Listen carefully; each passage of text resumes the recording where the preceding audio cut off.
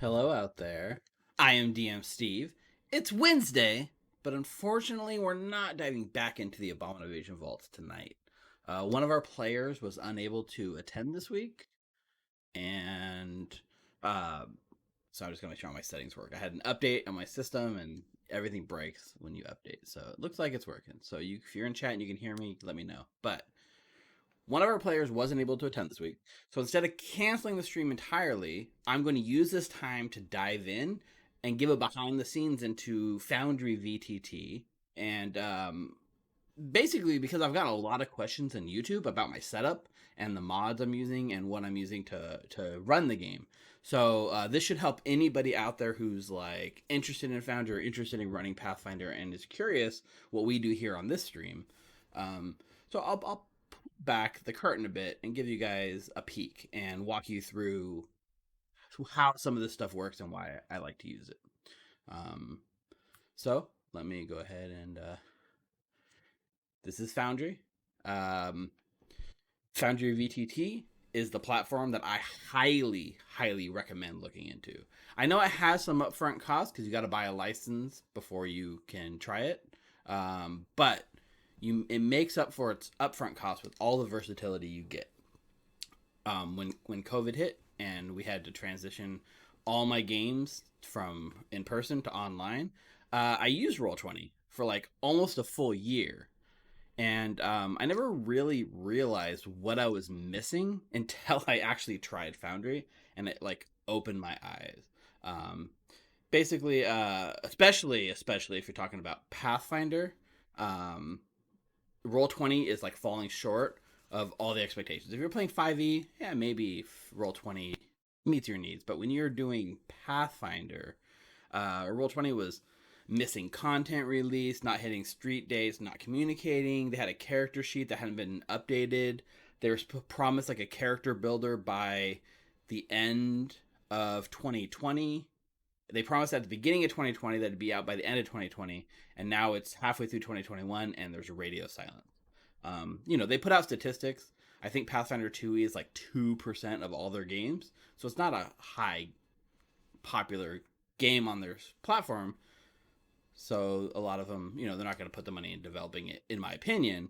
But I think part of the reason why Roll20 is so low on that list is because things like Foundry have stolen all the players because it's a much better platform for reasons that I'll get into tonight. So, anyways, let's take a look at my setup here, and I'll show you what I use. Oh, wait.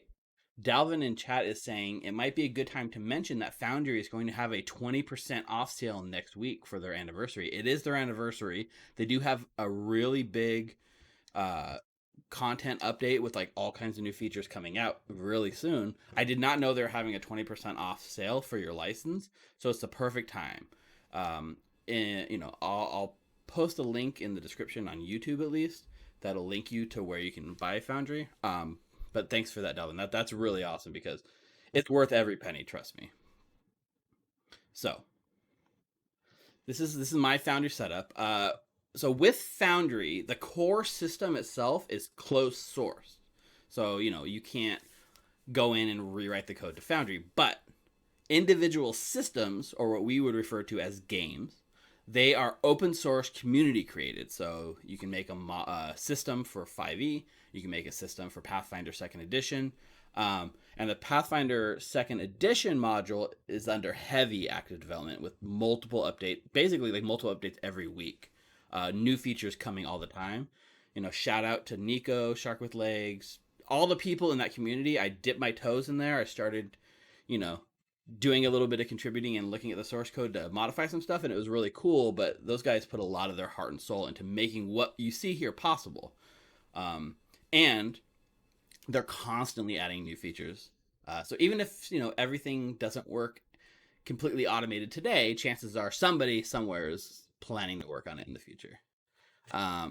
So when you install the Pathfinder 2e system, it has everything you need to play Pathfinder out of the box. So for instance,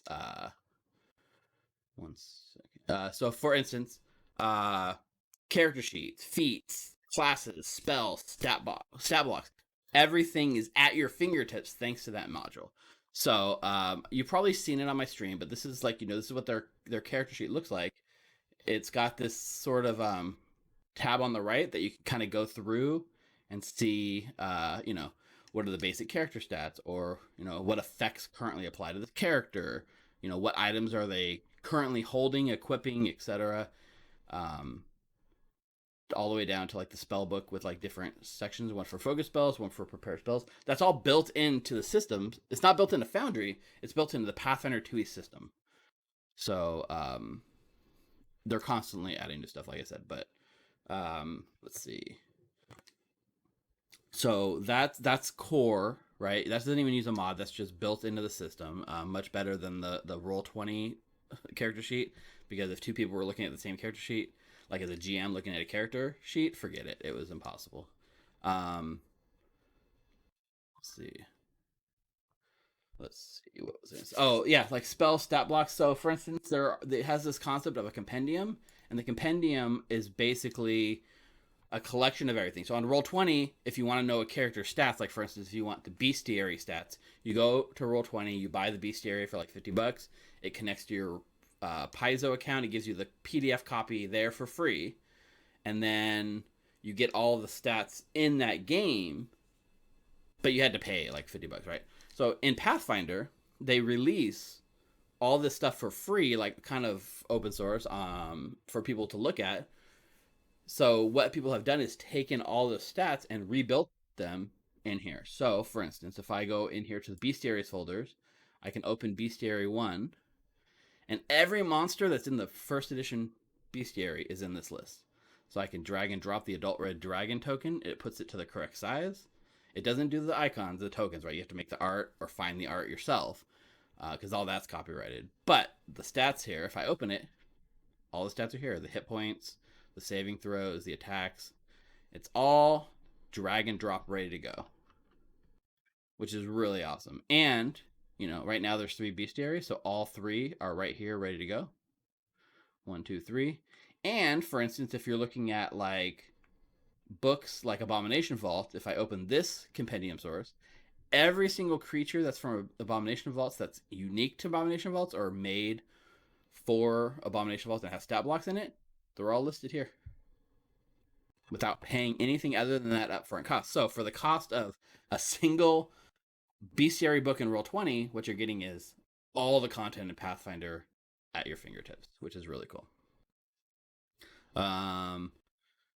So I will say, the biggest benefit that Foundry has is also one of the biggest drawbacks that you really do need to be aware of if you decide to switch, which is it's a server that you're hosting yourself. So what you see here is an executable, a FoundryVTT executable that I run on my server, and then I do port forwarding on my computer and my router, so that all my players can connect via like my IP address to my game, and they're literally connecting to my computer right here.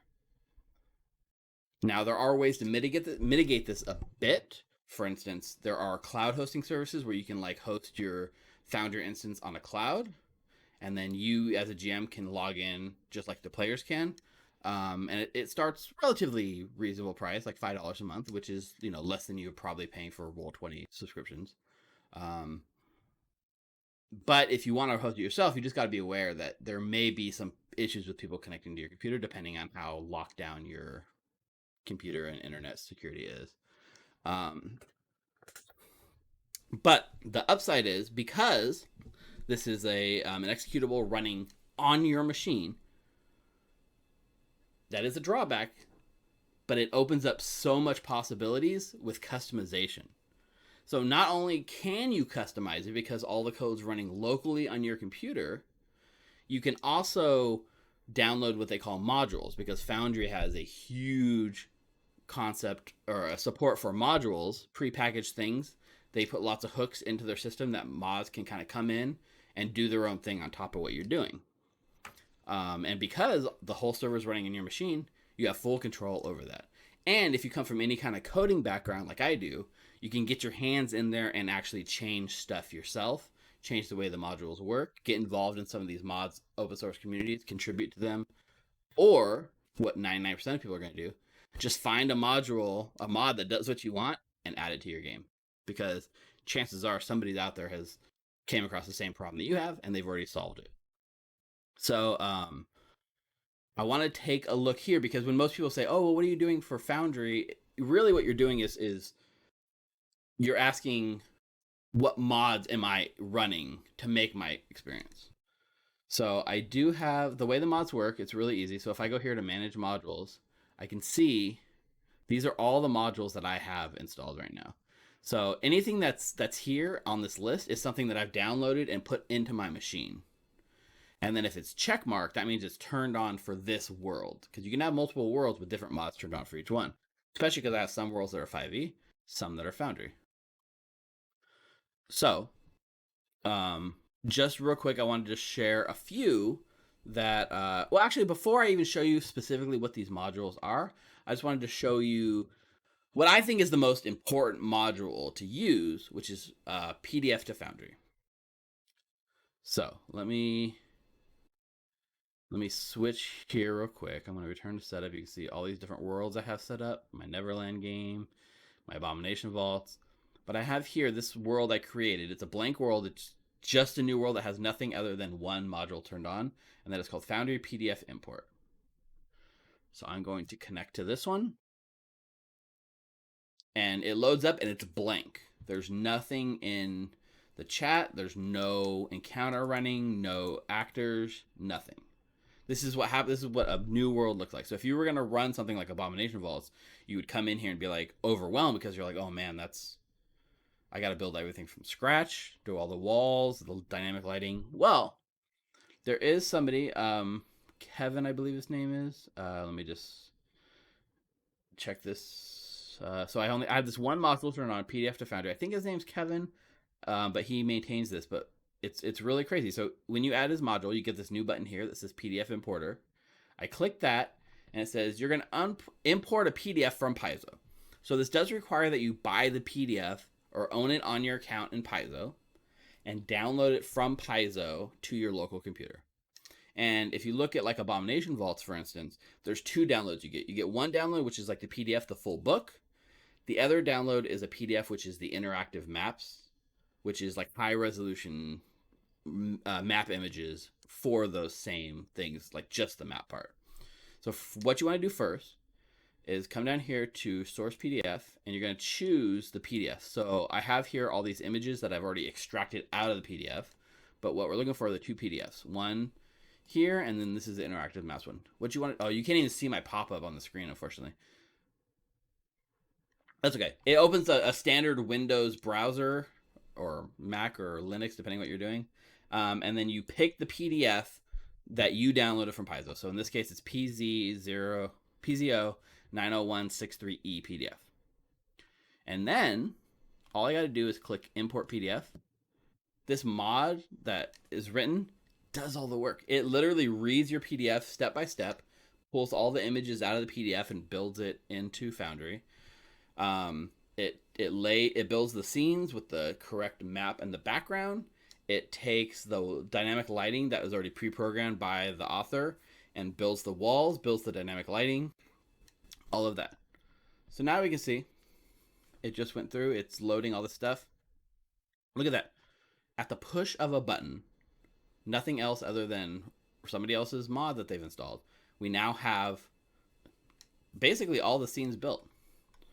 So here's Otari, just like I had in my other world. If I go over here to the journal tab and I open it, you can see every room, for instance, A1, it's still loading stuff up here. Every single room, I can't get to it because it's behind these things, but every room has its own journal entry. Boom, journal entry. So room A1 has its own unique journal entry. That's one thing I hate about Roll20 is like the books, it would be like chapter 1, and it would have all the rooms in one long thing, and you're constantly scrolling back and forth to find the right place. But here, every journal entry is its own room, or every room is its own journal entry. So if I was to go here, you know, Well, I'll show you that in a second. But if you look, right, even like all the journal entries, for instance, here's like the NPC art for your characters you might want to show. You have to manually go in and like rename them so that you can find who they are. But it's good exercise for you as a GM, anyways, because you want to like learn who these characters are. So journal art, NPC art, etc., etc. Okay. So now I can come over here to the scenes, and there's a map for Ruins of Gauntlight. All the maps, which in this case is Otari, and the 4 levels of the dungeon are created for me. So I'm gonna come over here to view scene, and if I go over here to the map, the wall, you can see all the walls are built and lined up because the author of the module knew the map, did this by hand once, and then just replicated that through his mod. And so if you look how cool it is. Everything is like ready to go at the push of one button for the price of free, other than buying the PDF from Paizo. But this is the real tricky part here, and something that he's added support. This is the pictures of the map from the module that's GM facing. So that means 2 things. One, all the secret doors are marked with this S. So that players come up, they can see a secret door because it's on the map, right? And 2, it's kind of low resolution. If I zoom in, you can see it's kind of pixelated. It doesn't look great. But that's where the second step of this process comes in, which is the high resolution things. So now I'm going to go back to the PDF importer, now that the book's imported. And now instead of the main PDF, I'm going to pick the interactive maps one. So you can see here it says interactive maps, which is the high resolution maps. So if I import this, what it does is takes those high resolution images and rewrites the map with them. So look at that. No, it hasn't done it yet. Wait, just 1 second. I thought it was done. In a second, you're going to see this whole thing switch over. Boom. It swaps over. Now look how crystal clear the image is, right? Much higher resolution, right? There's no pixelation when you get close. The secret doors are not there anymore, right? You don't see the S's where the thing, because these are player-facing images without all the DM-facing stuff on top. The walls all line up the same. But with that 2-step process, you've now built the entirety of the first book of Pathfinder ready to go. How awesome is that? Really, really awesome. I know that, let's see. I know there's a Patreon here for, it's Kevin is his name, and he has a Patreon that you can find if you look for PDF To Foundry. And I cannot recommend this enough. So what I did when I was doing Roll20 is I really wanted to play this. We were excited to play it. Launch day came around, and Roll20 had promised, launch day support for all the books that came out. Unfortunately, they didn't hit the street date for this, and they were radio silent about it. They were just like, well, like not even like, sorry guys, it's coming. Sorry we didn't get the date right. We're working on it. Not a peep.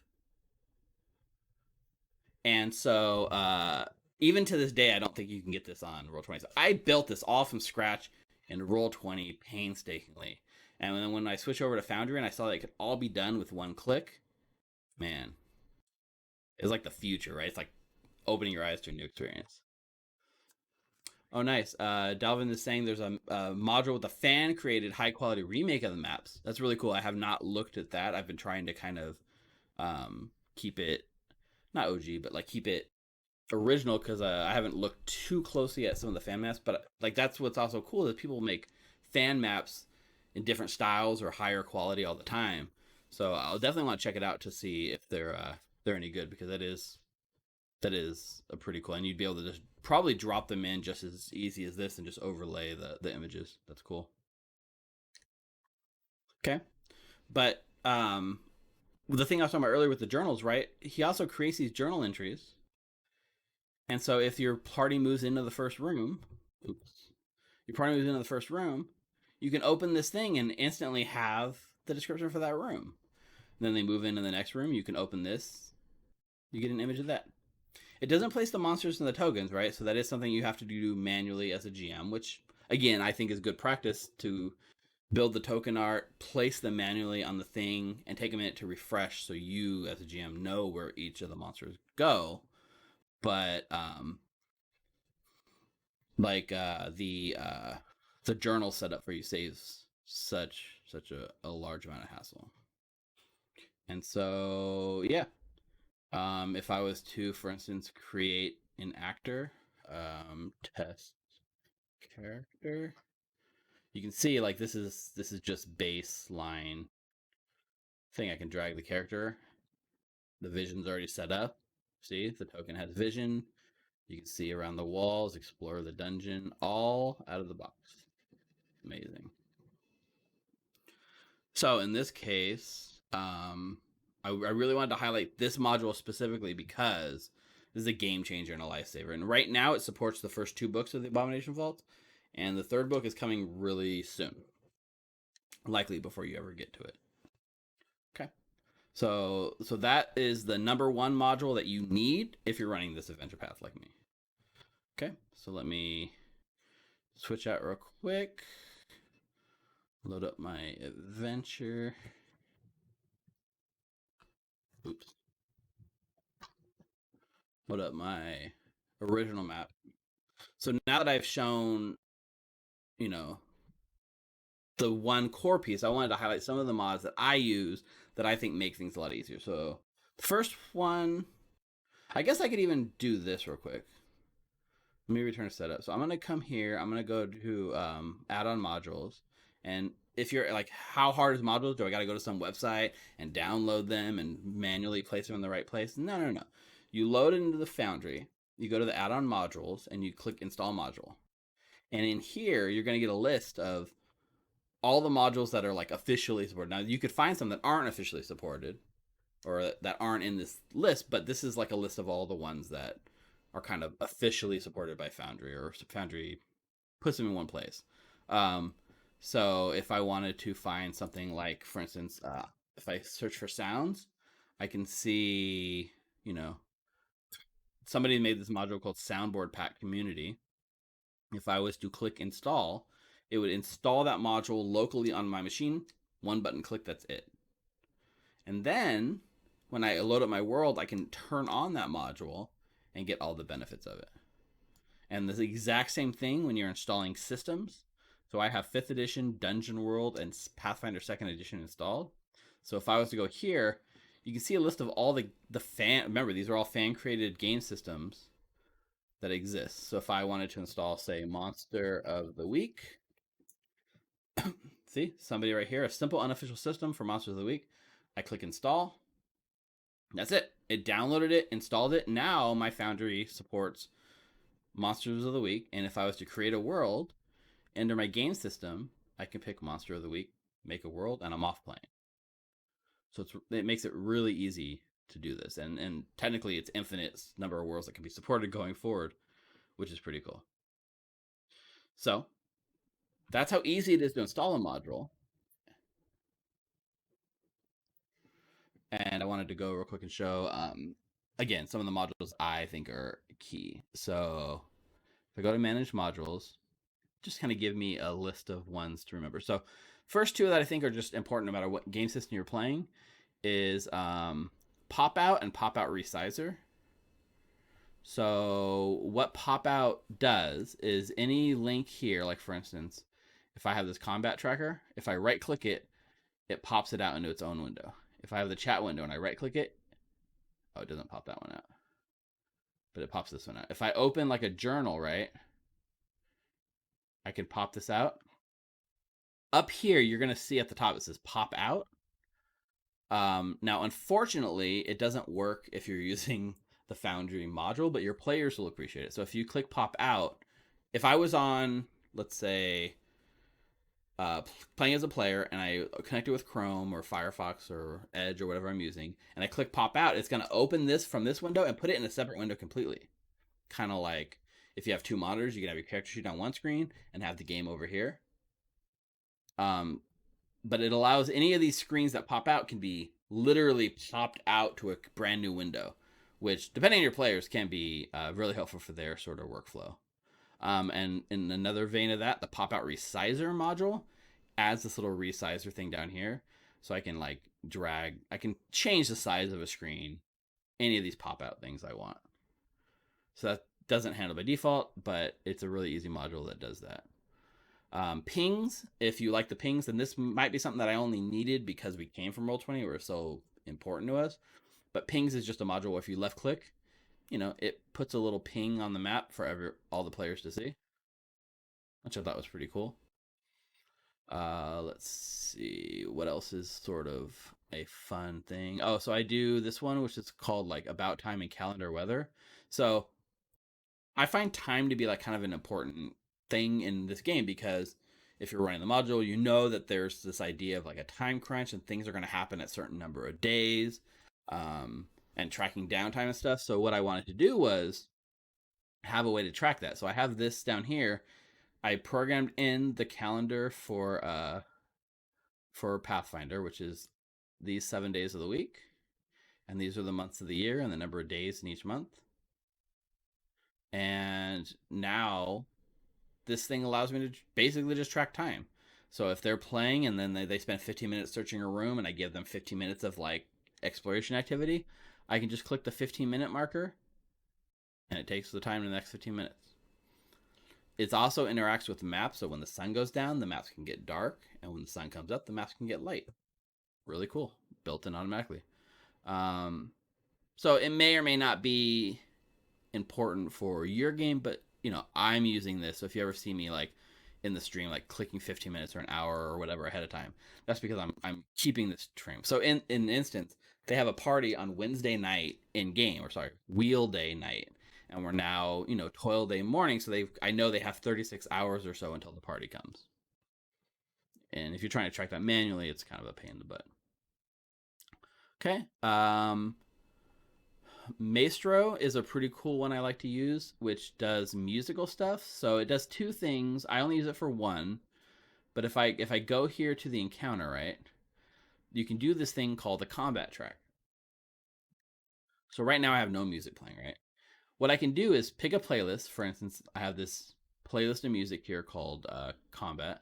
And it has battle music, and it has 5 songs in it.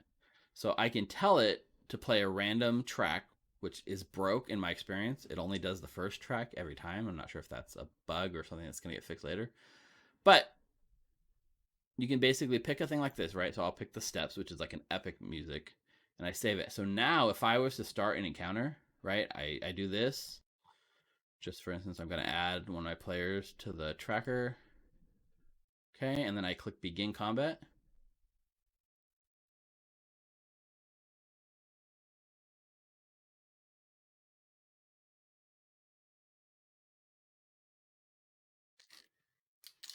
Do I have my sound set up right? Oh yeah, okay. So you should be hearing it, but I'm not hearing it in my head. So okay, now I'm hearing it. So now you can see you can have a battle music set up. So when a fight starts, combat music kicks in, and when the fight's over,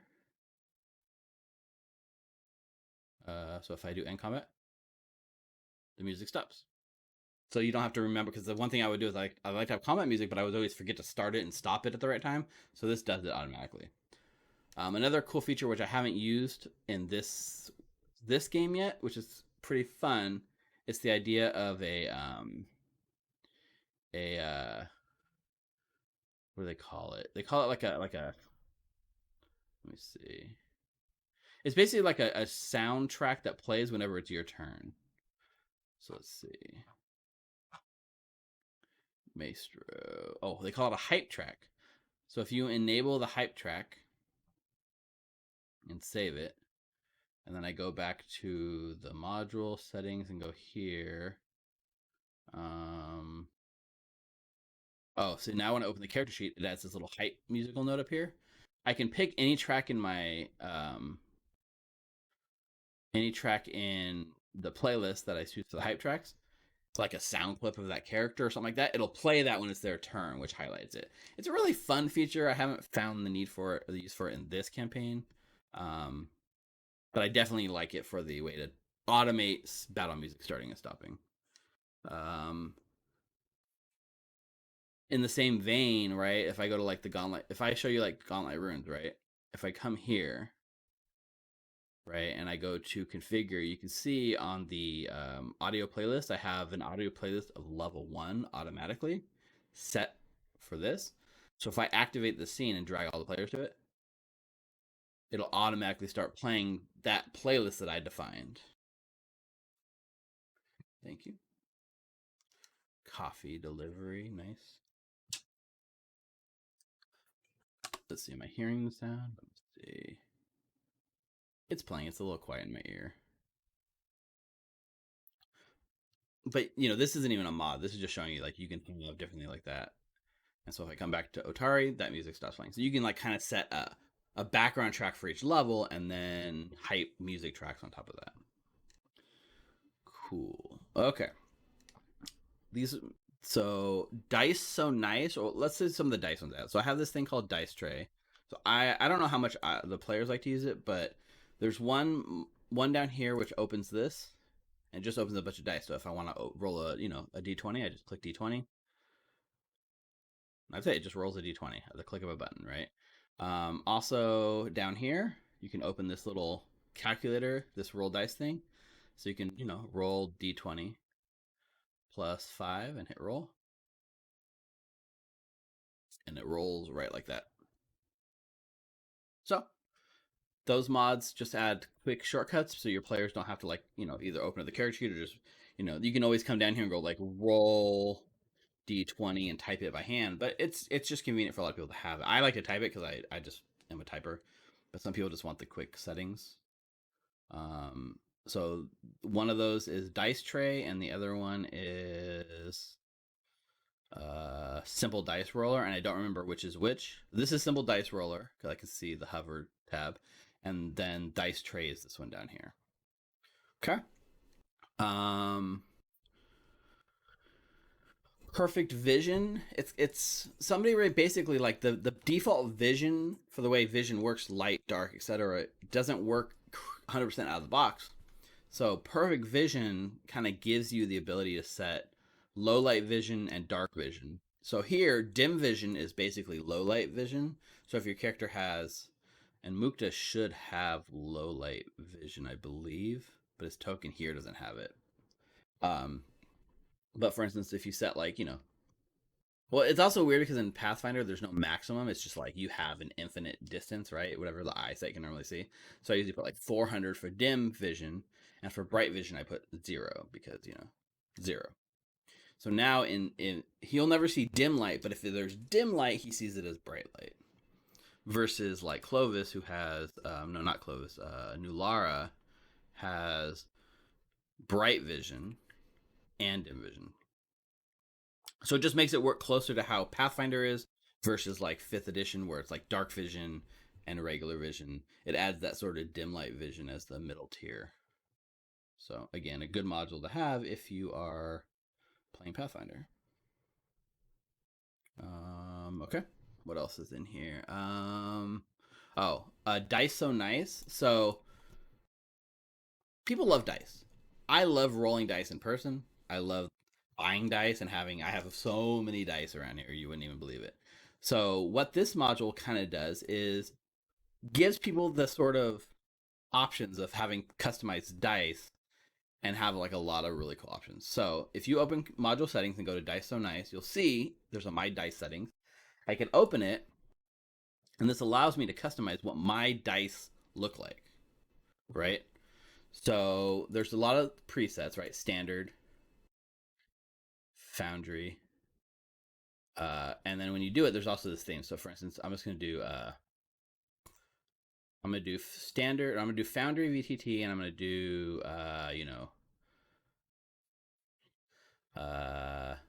let's just do white. So you can see all my dice are white, and it has this logo. And the Foundry, for instance, this dice is it changes. I believe it changes the 20 if it would show it to the Foundry logo. Okay, but there's all these other options, right? I could come down here to the texture and say, well, I don't want white texture. I want mine to be icy. So now it's like an icy texture over it. And I don't want it to be the material. I want it to be glass. And for the font, I'll match the theme. And then for texture,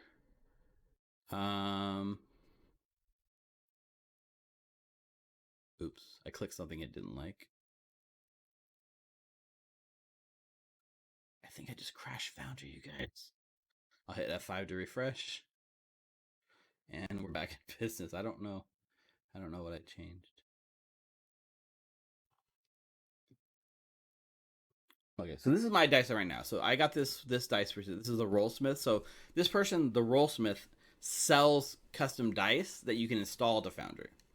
So these ones were like wooden ones that I kind of really like the look of. So I bought them for a couple bucks to support them, and made my my dice look like this. But yeah, you do have the ability here to do all kinds of options, and then on top of the way your dice look, sound, etc., you can come up here to like special effects, and this is where you can actually make some cool things happen. So as an example, I'm going to click add. I'm going to say whenever a D4 is rolled, if I roll a 4, I'm going to do this sort of blaze particle effect. Now I'm going to save it. Now I'm going to roll a D4 and see how many times it takes me to get 4. See that? First try. But you see how when it rolled the 4, it did that cool particle effects because I told it whenever that dice rolls a 4 to do that. So if I roll another dice and it's not a 4, no particle effects.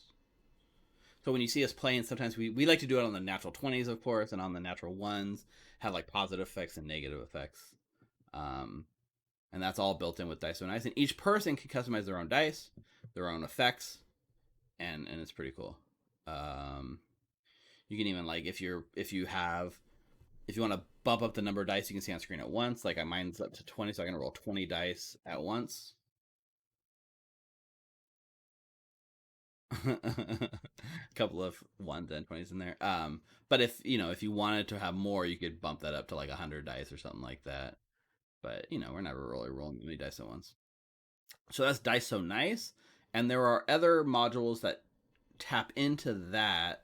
So for instance, this is really silly, like the weighted companion cube dice set. So that was a mod on top of a mod. So Dice So Nice lets you make custom dice settings. So if I come into here and do dice presets and I choose After Science, now I have portal themed dice. It's fun.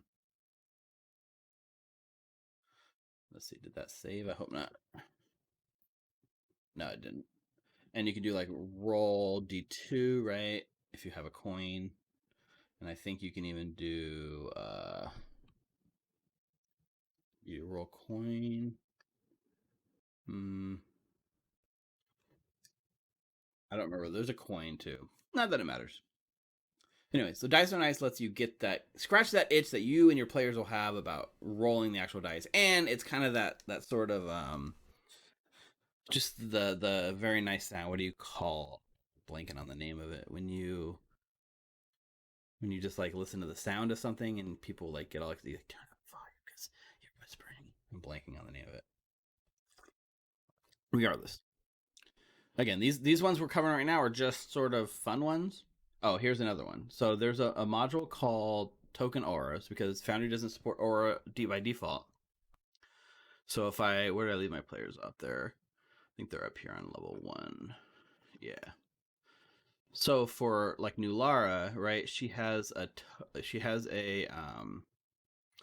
oh, did it get erased?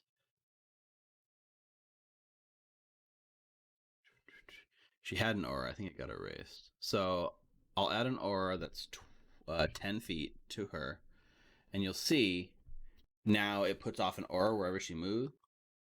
You see this blue aura because she has a 10-foot aura for her archetype. So just a small visual reminder that can help you do that.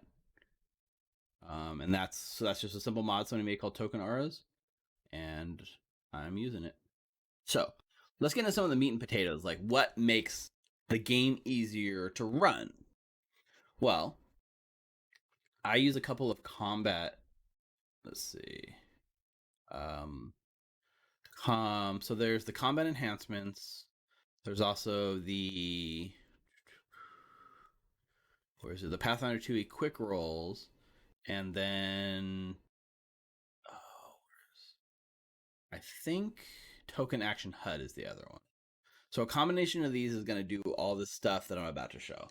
So one of the things that really sucks, for instance, if you're doing, I like how one of my players, Mike, has connected to my game right now. It's interesting. One of the things that I hate doing as a player is like, oh, roll an attack. Okay, let me open my character sheet. Oh wait, okay, now let's find where's the actions tab. Actions. Oh, here's my actions. Okay, I'm gonna use a mace strike. Let me roll a strike, and you click it. And it takes a bunch of time to do all that, right? So this one here is this sort of quick option, and as a DM or as a GM, this makes my life so much easier when you're juggling a bunch of monsters. You're not juggling the character sheets. So all you gotta do is select a token, and then instantly it's gonna show you all of the anything that's on that character sheet appears up here. So if I want to do a mace attack with Clovis, I click strikes, and I click mace attack. Boom. Look how easy that was, right? Oh, make a saving throw, saves, fortitude save. That's it. One click of the go. And if, for instance, if I am, let's see, let's go down here to the servants' quarters real quick and pick some of these guys. So these were the, the Morlocks that we saw last time. Let's say I need to do a saving throw for all four of these. Okay, we'll save. I'm gonna do a reflex save for all four. I highlight all four tokens. Click that. Look at that. Boom. All four saving throws. One click of a button, one shortcut, and it's done. And the same thing here. If I click this token, oh, let's do a dagger strike or a jaw strike. Natural 20, nice. But as you can see, especially as a GM, just being able to click a token and have the attack right there without opening this and juggling and going to the right page saves me so much time. So this one is one way to do it. The other way is, if for instance, if I was to go back to the players and I open Clovis's sheet and I go to the inventory and I click on this javelin, one of these mods, I click on that, it puts in the chat my javelin information. So, oh, look, javelin. This thin spear is well balanced for throwing, but it's not designed for melee use. So now I can make an attack roll with it, right? Okay. So in here, all I gotta do is click attack. Natural 1. And then if I want to roll the damage, all I gotta do is click damage here. That's it. That's another way to do it. Another workflow, just using this. And because you have these sort of MMO style hotbars down here, as a player, I can, for instance, drag my mace attack to that spot down there, and then click the token and click this, and it's gonna do that. And then I click the damage like that.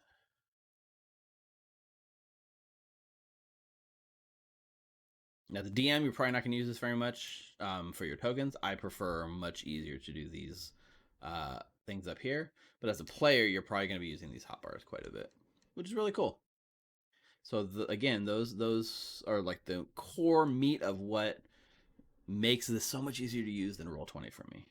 And so that is a combination of the token action HUD, which I think is this one up here, is token action HUD, and the other one is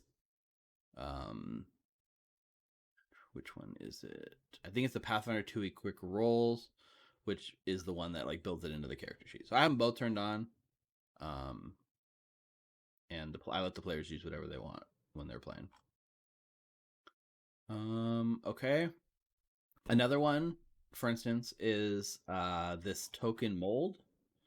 So token mold, it's down at the bottom here. It's a fun little. It allows you to like sort of like, let me see. So I'll open the config right here, right? Token mode allows you to do some things. Whenever you drag a token to the scene, it can do some things behind the scenes. So for instance, you can change the numbers of the tokens, creature size the same. You can overwrite the bars, like if you always want the HP to be on 1. So let's see. So I want the display bars, bar 1 to be owner hover all the time. Display name owner hover. So now if I drag this to the screen, it should automatically, display name hover over and then HP hover over, because I just told it to do that, which is cool. The thing I like about it most, for instance, if I have, let's say I have mitflits, right? Mitflits are pretty common. Let me go back here to Ruin 1. You have 4 mitflits. Well, in Roll20, what I would do is like tag them with like a red circle, a blue circle, a green circle, a yellow circle, and my players would just say, I attack the yellow one, I attack the red one. Well, here, you can basically get more creative. So Token Mold has this option, so you can see it for here, for info, for name. Add a random adjective from the dictionary. And for the table, I have English, smaller but curated set of 700. And there's like, you can do French, you can do English, you can do all these other ones, right? So what that means is when I add a mitflit, it's not going to just say mitflit, it's going to give it an adjective. So now this mitflit is a sentimental mitflit. Let me zoom in so you can see it easier. Sentimental mitflit. And this mitflit is an unassuming mitflit. And this one is an imaginative mitflit. And this one is a fussy mitflit. So it gives a little bit of character and personality to your things other than just like colored dots. And you can configure so your players can see their names, or you can just like as a DM, you'll be like, okay, well, especially if I do like all 4 of these and do, let me see. If I do a save, does it tell me each one individually? Yeah, so sentimental, unassuming, fussy, and imaginative. So I know which token got what. So it's a way for me to identify each one of the 4 others. Also, if you're playing a system like 5e where the hit points are randomized or has the potential to be randomized, you can have it roll the hit points for every token. So not every goblin or every mitflit would have the same hit points, right? It would vary based on that range that they could come with all automatically. So that's really cool. Let me bring these mitflits up here real quick. Another thing I like about the system here, for instance, if I'm Clovis, right, I'm going to be New Lara because New Lara is better at fighting. So if I'm New Lara and I'm saying I'm attacking this in mitflit, right? So let's say I'm going to use my longsword. So I strike longsword plus 11. I roll a 19. It's a 30. Like, does that hit? Like, yes. But there's a better way to flow it, right? So the Pathfinder or Foundry in general, and Pathfinder hooks into this, allows you to target things. So if New Lara here, if I go to this mitflit and I click this target symbol, now I'm targeting that creature. So now when I make my strike, oh god, see how it says crit fail already? Up here we see it say crit fail, and then down here not only does it do my roll, but it also underneath it tells me the results. I critically missed. This is a DM only thing that faces here, but I think the thing that pops up overhead is for everyone. So let me make my second attack. That's a success. And I just wanted to get a crit so you can see what. Okay. Another crit fail? Really, New Lara? Let's see. Wow. Another. These dice are sucking. 13 is a hit, but not quite a critical hit. Oh my god. I was hoping to show you guys a critical hit, but like, oh, there we go. Crit success. So see, 18 plus 11, 29, and it tells me it critically hits. And then, for my damage, I just, instead of damage, I click critical damage. And it's going to do all the calculations for critical damage. So if you utilize this targeting system with some of those mods and stuff, it'll automatically compare the results of the roll against the target that you have for the AC. And of course, the GM has final say because there might be circumstances. Yeah, the quick roll. Dalvin's saying it's a Pathfinder quick roll. I do believe that is correct. There are the quick roll feature, and then if you use the targeting, it does all that automatically, which I always find useful to see. So that was the quick roll module that I was showing there. Okay. I think if you have all of those, you're basically ready to go in terms of running like the core system that I use. There's another sort of um, there's one module that's not core, it's not necessary, but it's very useful that I found, which is called multi-level token. So it can do different things. So if you've ever been on a battle map where there's like you can see the second story and the first story, but they can both see each other, so you're really both places at once, and it makes it really confusing. It allows you to kind of duplicate the token to like different areas. But what is really useful for abomination vaults is it allows the tokens to go from level 1 to level 2 to level 3 to level 4 automatically. So I'll show you what I mean. I'm going to use these prisoners that they rescued as a example. So let me bring them over. Actually, my game just started lagging really bad for some reason. I think it's the sounds. Okay, so as you can see, okay, this is a staircase down. The player can't see this writing or this red box because it's on the GM layer. But this box is configured so if a token steps onto there, it's going to move automatically because it's a staircase down, right? So now my token comes along. I move into the red box. Oh, he's gone. Well, where'd he go? Well, it's been configured. It says A21 to B1. So if I go down to the second level map and I go to the corresponding place, which is right. Oh man, it's supposed to go right here. Where'd it go? I've been having some trouble with this one. I need to mess with the see what's wrong with the system, but it's supposed to show up right there, and it didn't. So I wonder if it went somewhere else or if it just disappeared. Oh, huh. I guess it's a good thing we tested this here instead of in the live game. Let me look at the settings for this real quick. So multi-level, it's going from B1 A21, and that should put it here. B1 A21. Yeah, it's supposed to go there, but it just disappeared. Huh. Not really sure what's up with that.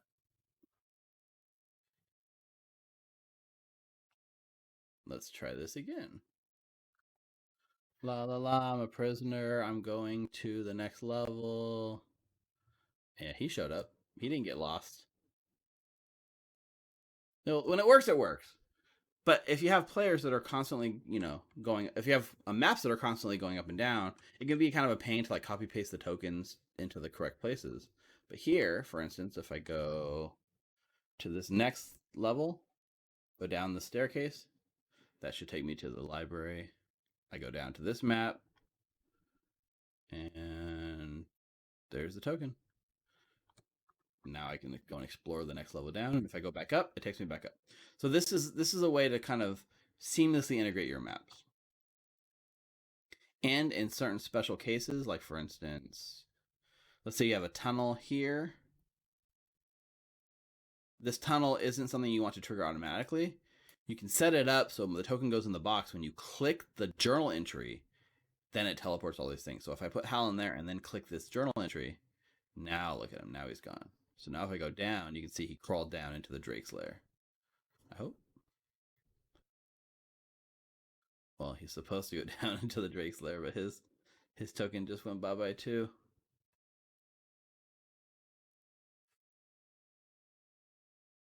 Huh. Let's try going back up. Please? Nope. Well, I need to check that out. Seems like half the time my tokens are being swallowed, which is not good.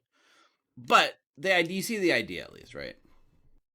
Which can save you a lot of hassle as a GM from copy pasting tokens from layer to layer, pretty easily.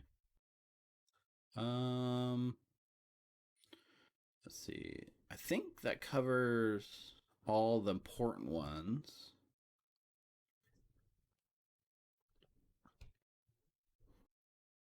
Yeah.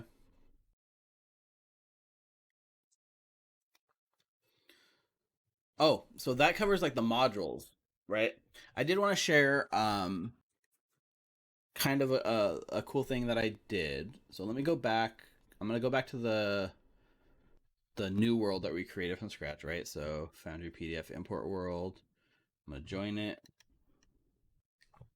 So one of the things I really like to do here that I was using is they have a loot sheet, which is a way to create a new actor. So if I create actor, right, you can make player characters, NPC, hazards, but one of them you can do is called loot. So I'm gonna call this Blades Glades. Blades Glades is the name of a shop in the city. So now I've created this Blades Glade thing. I can configure loot. It says what type is it? Is it a loot sheet or is it a merchant? So in this case, I want to make it a merchant. And then for the picture, it's going to open up to a picture selector, right? But we've imported all the pictures from the Ruins of Gauntlight. So if I go up here, I'll find Abomination of Vaults 1. These are all the pictures that it pulled out. So I'll find actually the one I want because this NPC has art in book 2, so I'll pull it from book 2. You'll see here. So this is Carmen Rajani. So I sign him. Now it's his shop. And you'll see it has spots for all the items. So if I go back to these compendiums and I search for items, let's see. Oh, it's actually called equipment, I think. Yeah, so if I click equipment, you get a list of all the equipment built into Pathfinder. So the bad news is you kind of got to do this manually by hand. The good news is you really only have to do it once per store. So if I look for instance, longsword, I can drag a longsword and I can drag a long spear to this character sheet, and I want them to have 3 of each. Okay, unconfigure the loot, save. Now I have this shop. Well, how do I get this shop to appear on the map? Well, there's 2 ways to do it. One, I can take this Blades Glades and drag and drop it on the map, like so, with that character art right there on the map. And then if I do that, my players can all see this, click on it, and kind of get to the store. But what I like to do is because I made this sort of overlay for all my players to see everything about the map. So if I come down to the journals, right, you can add a journal just like we did with the DM facing information, but I can add it to the map overlay. So Blades for Glades, this is a lot of this is DM facing. So what I did is I made new entries for player facing information, copy pasted a lot, and took out the stuff I felt was, stuff they didn't need to see. But for our purposes here, this is fine. So I'm gonna drag Blades for Glades here. Matt is gonna say, oh, map notification, all this. Just say update map note.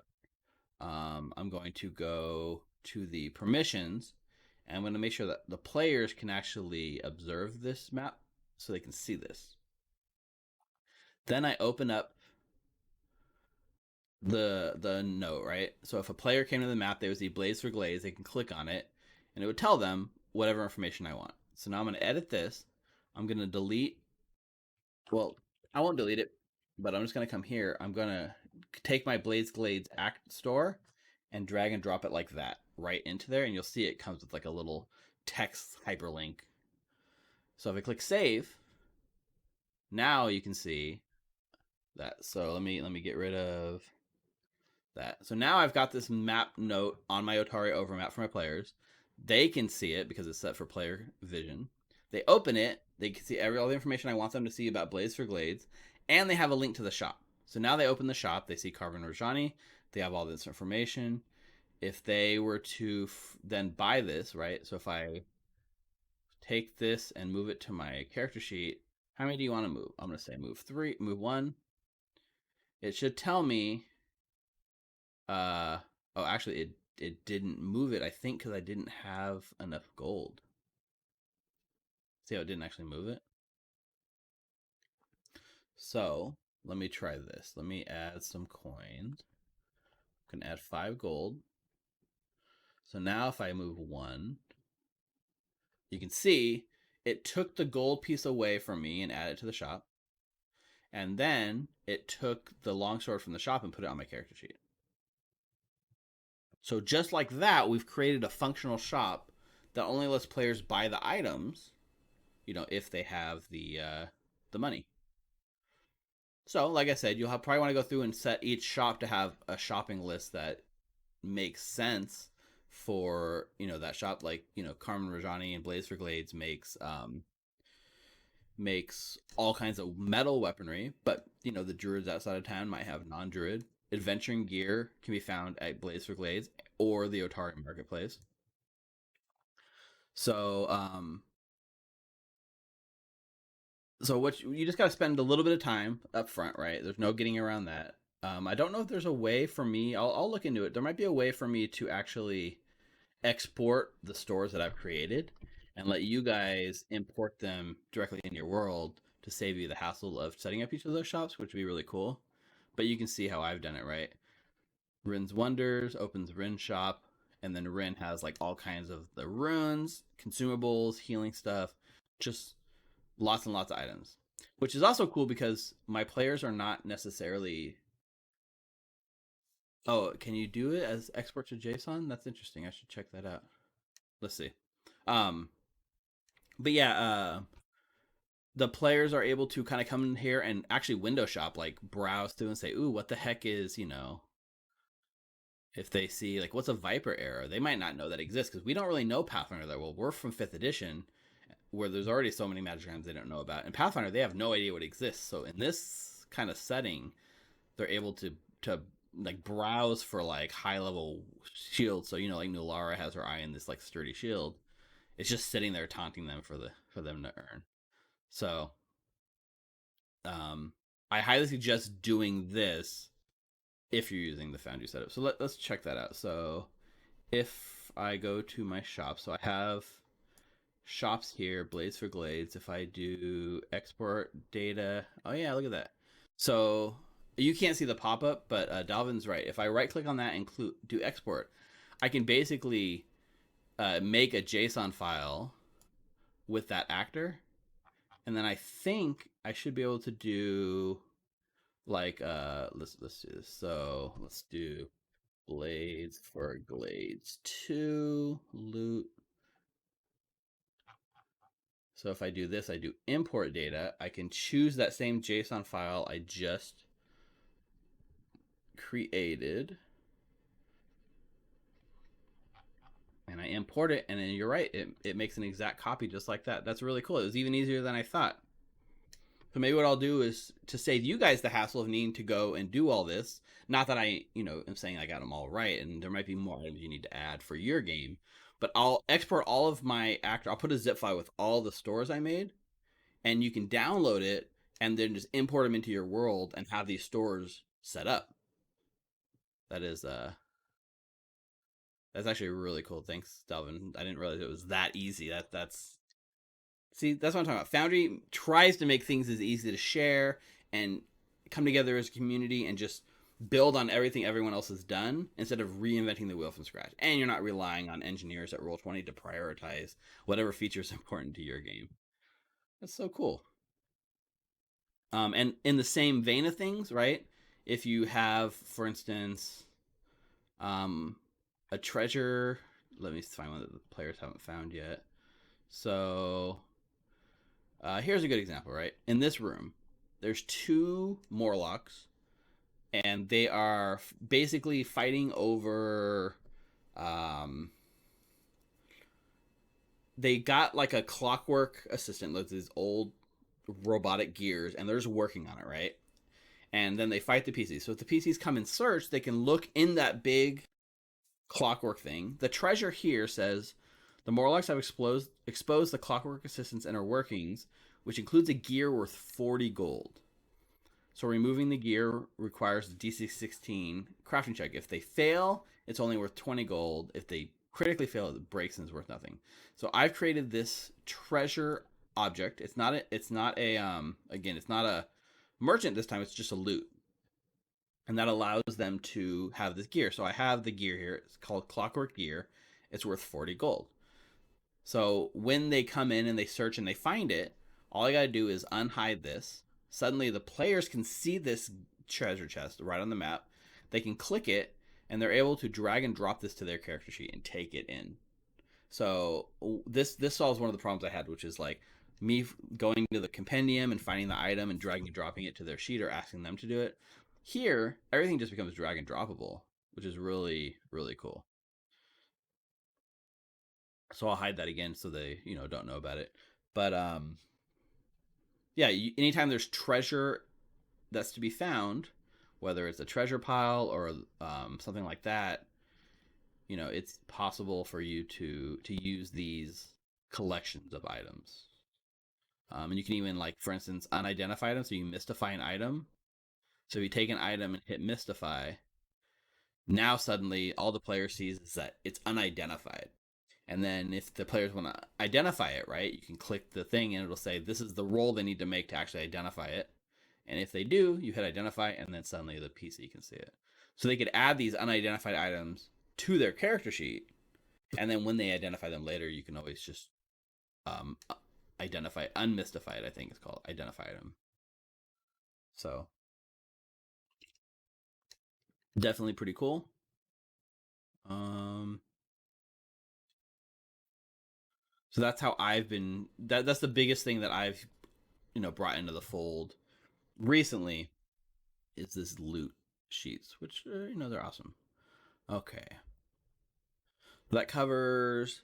I believe that covers everything that I need or I use either out of the box or modifying things in order to run. You can get as complicated or as as you want with these things. I know like the scripting power is really powerful on here. Um, Rick, who goes by Howlett RPGs on Twitter and Twitch and stuff, he runs his games and he's scripted so much of his dungeons in 5e that like you step on a square and it triggers a trap and it automatically triggers a roll for the token that stepped on it and then tells you the results. I've done some cool stuff with tables. You can like roll random encounters.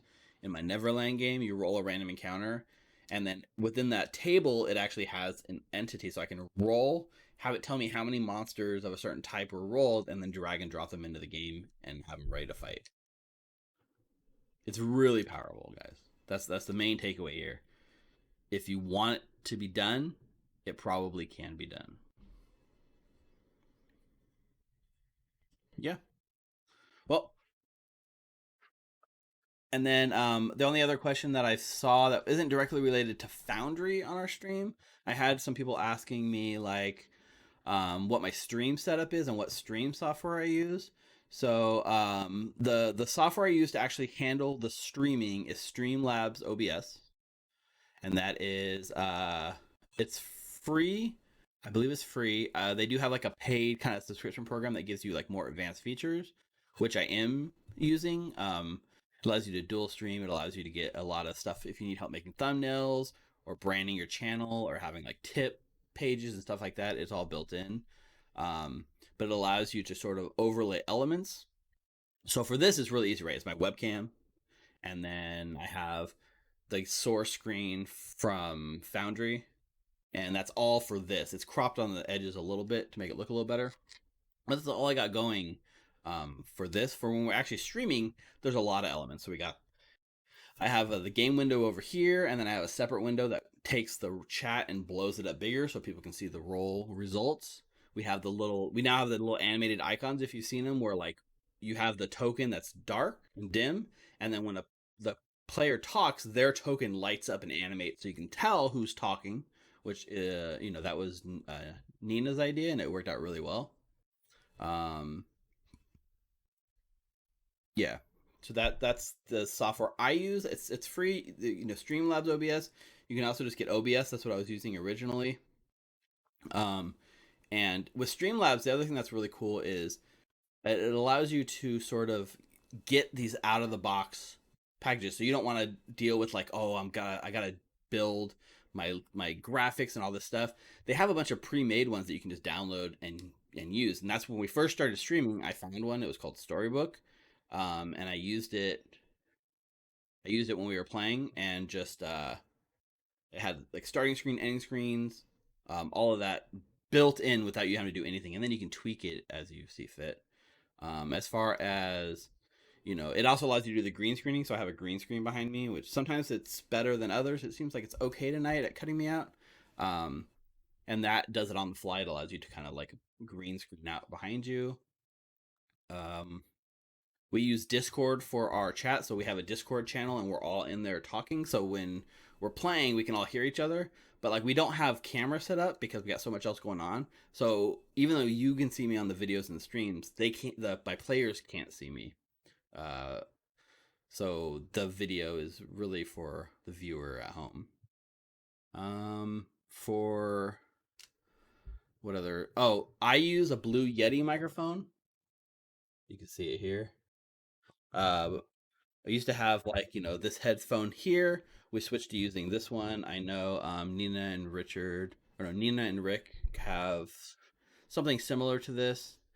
I think actually Rick switched to the Blue Yeti himself, and Richard is using just like a little headset he has. I think Rick's gonna loan him one of his extra microphones that he has lying around, which should improve his audio quality. And then I know Mike is just using like a Razer Tournament Edition Pro headset that works for him. It's like built into the headset instead of the standalone mic.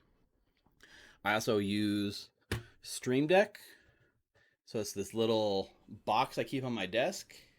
It's all green screening out. It's a little box that allows me to sort of change screens on the fly. It's not working tonight, unfortunately, but it allows me to like go from this screen to this screen and back and to our breaks and playing music and all of that just at the touch of a button.